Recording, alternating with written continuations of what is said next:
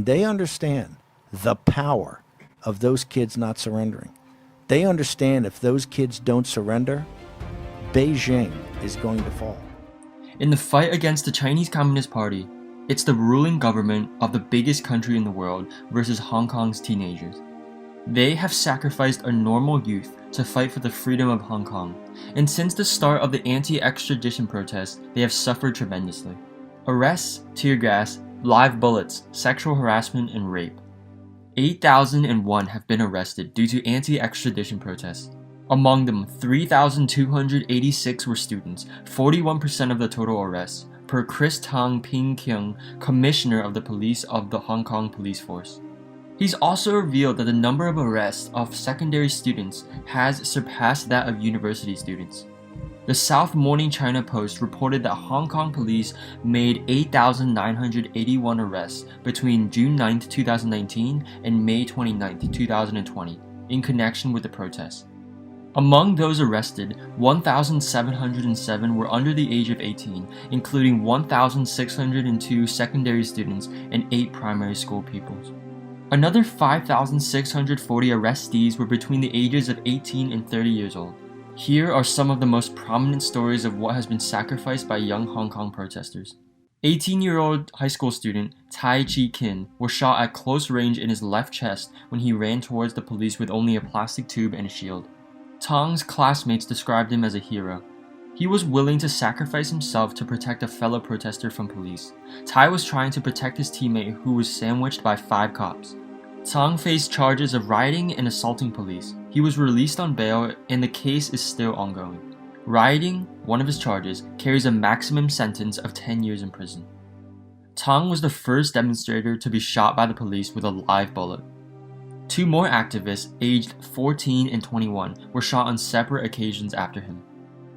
On November 11th, a traffic policeman fired 3 live shots. One of them hit Patrick Chau, a 21-year-old student. Chau fell on the ground immediately and was sent to the hospital. After 4 hours of surgery, Chau survived after losing the right kidney and part of his liver. He is now charged with illegal assembly. According to his lawyer, Chau is unable to stand or focus for a long time after the surgery. He's also receiving counseling from a psychologist. Since the inception of the anti-extradition movement, corpses ruled as suicide deaths of young Hong Kong citizens have increased drastically. A sudden increase of dead bodies have been found at the base of high rises or in the ocean, but there have been stark irregularities in the suicide ruling. Some dead bodies near high buildings didn't show any blood despite allegedly being ruled a fresh suicide death. Corpses floating in rivers were bleeding. Despite public calls to investigate the suspicious deaths, the police's consistent response is to immediately declare these cases closed. The most known case is 15-year-old student Kristi Chan YIN-LAM. She had participated in the protests and said, "Don't be afraid," and "I will be with you," in a selfie video. She urged the police to stop the crackdown against protesters and said, "We are all Hong Kongers. Why should we give each other such a hard time?" At 2:15 p.m. on September 19, 2019, Chan separated with her friends at the Mei Fu subway station. She sent a text saying that she was going home, the last anyone heard from her. On September 22nd, a floating body of a naked girl was found on the sea surface near Liao. The police assessed that there was no foul play and that Chan committed suicide.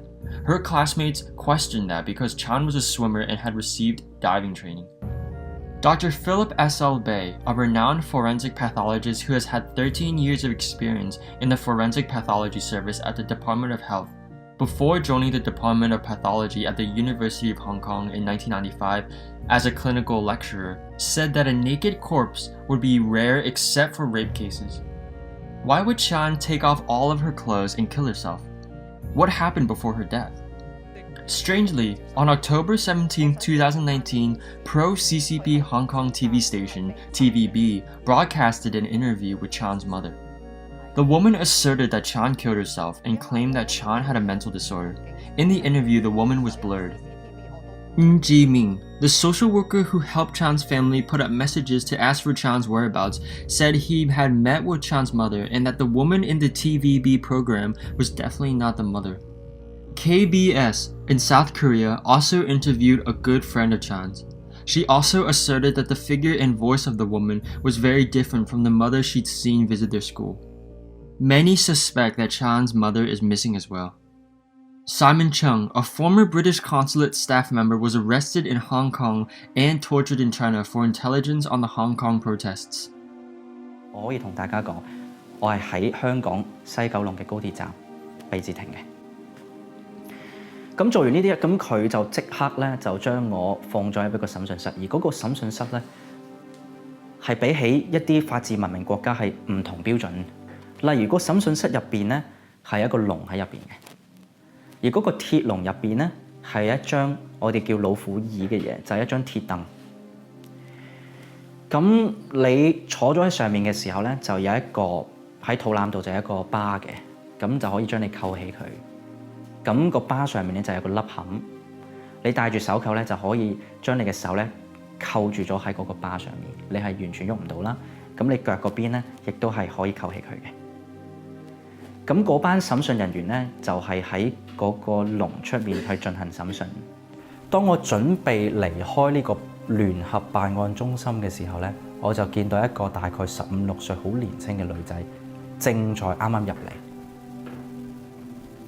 咁佢基本上我同佢係擦肩而過，因為我出佢入。咁我同佢就有一面之緣，但係當然我哋冇辦法傾到偈嘅。咁但係我有見到佢嘅正面，所以我大概可以認到佢個樣嘅而家。咁我嘅直覺話俾我知，佢係香港嘅示威者。然後我準備離開嘅時候咧，嗰個負責我案件嘅辦案人員就同我講：我都唔換你啦。佢就係因為遊行示威喺香港，俾我哋捉翻嚟嘅。Wong Ju-ye is a student facing up to 10 years of prison for being arrested while protesting. Despite the charge, she's running for a seat in the Legislative Council.